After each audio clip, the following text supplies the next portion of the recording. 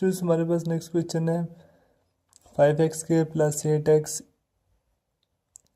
+ 1 = 0। तो यहाँ से हम अगर इसकी स्टैंडर्ड फॉर्म लिखें तो हमें पता है कि इसकी स्टैंडर्ड फॉर्म हमारे पास होती है ax² + bx + c = 0। यहाँ से हम बता सकते हैं a की वैल्यू यहाँ पे हमारे पास क्या है,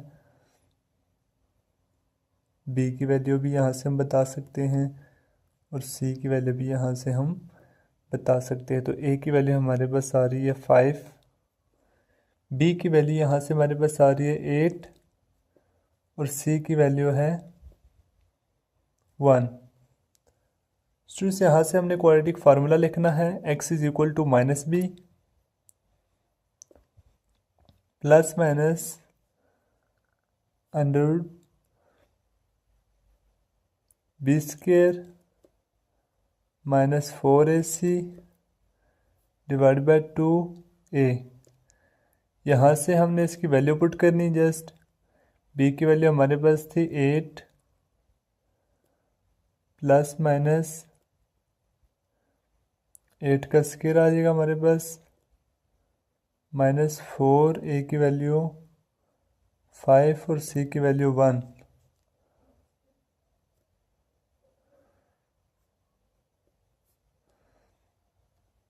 उसके बाद नेक्स्ट हमने / 2, a की वैल्यू हमारे पास कितनी थी 5। जब स्टूडेंट्स यहाँ से हम इसको मल्टीप्लाई करेंगे तो हमारे पास आ जाएगा -8 ± 8 8 ज़ा 64 +4 5 ज़ा 20 21 ज़ा 20। सॉरी यहाँ से हमारे पास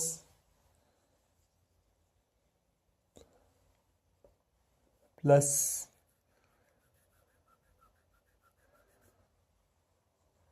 यहाँ से हमारे पास आ जाएगा √8 8 ज़ा 64 -4 5 ज़ा 20 डिवाइड बाय 5 2 ज़ा 10। तो यहाँ से हम लिख सकते हैं इसको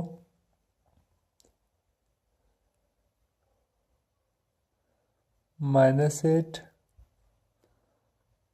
± 64 में से हम 20 निकालेंगे तो हमारे पास आ जाएगा 44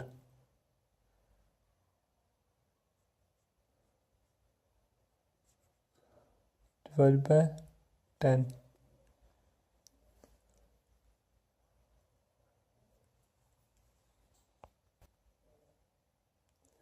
स्टूडेंट्स यहाँ से हमारे पास नेक्स्ट स्टेप होगा, यहाँ से हमारे पास कुछ कॉमन आ रहा है, जैसे कि हमारे पास यहाँ से 4 कॉमन आ सकता है, 4 का √2 होता है। तो हमारे पास जब 4 इसमें से कॉमन आएगा तो यहाँ पे 11 रह जाएगा, क्योंकि 4 × 11 = 44 होता है। तो यहाँ से हमारे पास 4 जब इसमें से कॉमन आएगा, 4 का √2 होता है, 2 हमारे पास कॉमन आ जाएगा। तो -8 ± 2 √11 रह जाएगा हमारे पास डिवाइड बाय 10।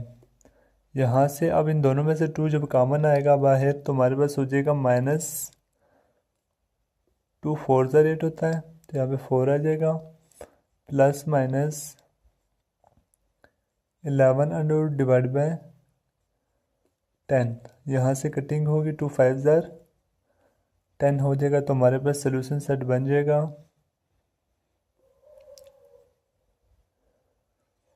जहाँ से हम सोल्यूशन सेट निकाल सकते हैं -4 ±11 डिवाइड बाय 5।